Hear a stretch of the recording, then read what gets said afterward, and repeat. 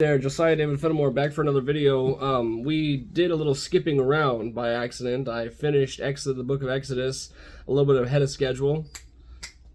And so now, pardon me, I have my puppy here with me. She is having a bad day and just whining and complaining, so I needed to be near her so she's not feeling lonely.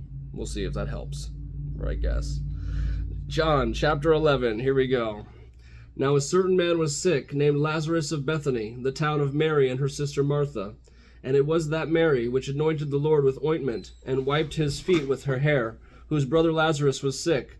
Therefore his sister sent unto him, saying, Lord, behold, he whom thou lovest is sick. Then Jesus heard how he said, This sickness is not unto death, but for the glory of God, that the Son of God might be glorified thereby. Now Jesus loved Martha and her sister and Lazarus. When he had heard therefore that he was sick, he abode 2 days still in the same place where he was. Then after that saith he to his disciples, Let us go unto Judea again. His disciples saying unto him, Master, the Jews have late sought to stone thee, and goest thou thither again? Jesus answered, Are there not 12 hours in the day? If any man walk in the day, he stumbleth not, because he seeth the light of the world. But if a man walketh in night, he stumbleth, because there is no light in him. These things he said, and after that he saith unto them, Our friend Lazarus sleepeth, but I go that I may wake him out of the sleep.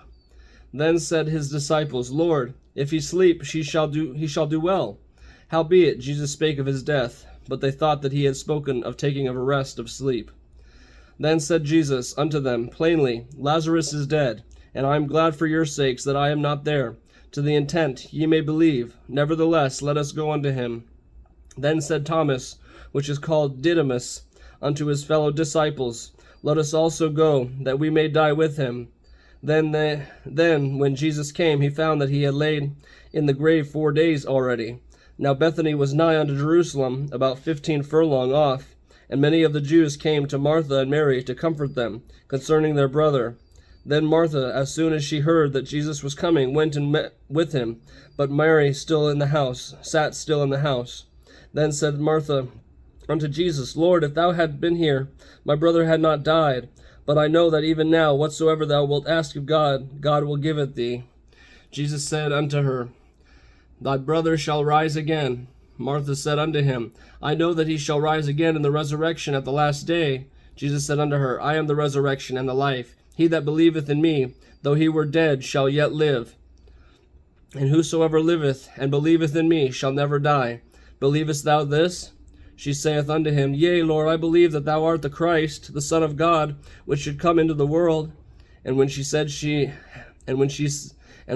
so said, she went her way, and called Mary, her sister, secretly, saying, The Master is come, and calleth for thee. As soon as she heard that, she arose quickly, and came unto him. Now Jesus was not yet come into the town, but was at that place where Martha met him. The Jews then which were with her in the house, and comforted her, when they saw Mary, that she rose up hastily, and went out, followed her, saying, She goeth unto the grave to weep there. Then when Mary was come where Jesus was, and saw him, she fell down at his feet, saying unto him, Lord, if thou hadst been here, my brother had not died.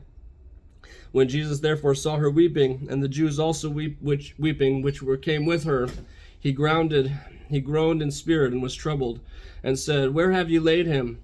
They said unto him, Lord, come and see. Jesus wept. Then said the Jews, Behold how he loved him. And some of them said, Could not this man which opened the eyes of the blind have caused that even this man should not have died? Jesus therefore again, groaning in himself, cometh to the grave. It was a cave, and a stone lay upon it. Jesus said, Take ye away the stone, Martha. Martha, the sister of him that was dead, saith unto him, Lord, by this time he stinketh, for he hath been dead 4 days. Jesus saith unto her, Said I not unto thee, that if thou wouldst believe, thou shouldst see the glory of God? Then they took away the stone from the place where the dead was laid. And Jesus lifted up his eyes, and said, Father, I thank thee that thou hast heard me. And I know that thou hast heardest me always. But because of the people which stand by, I said it, that they may believe that thou hast sent me. And when he thus had spoken, he cried with a loud voice, Lazarus, come forth. And he that was dead came forth, bound hand and foot with grave clothes, and his face was bound about with a napkin. Jesus saith unto them, Loose him, and let him go. Then many of the Jews which came to Mary, and had seen the things which Jesus did, believed on him. But some of them went their ways to the Pharisees, and told them what things Jesus had done. Then gathered the priests, the chief priests, and the Pharisees a council, and said, What do we? For this man doeth many miracles. For if we let him thus alone, all men will believe on him, and the Romans shall come and take away both our place and nation. And one of them, named Caiaphas, being the high priest that same year, said unto them, Ye know nothing at all, nor consider that it is expedient for us that one man should die for the people, and that the whole nation not perish not. And this spake he not of himself, but being high priest that year, he prophesied that Jesus should die for that nation. And not for that nation only, but that also he should gather together in one the children of God that were scattered abroad. Then from that day forth they took counsel together for him to put him to death. Jesus therefore walked no more openly among the Jews, but he went thence unto a country near the wilderness, into a city called Ephraim, and there counseled, and there continued with him his disciples. And the Jews Passover was nigh at hand, and many went out of the country up to Jerusalem before the Passover to purify themselves.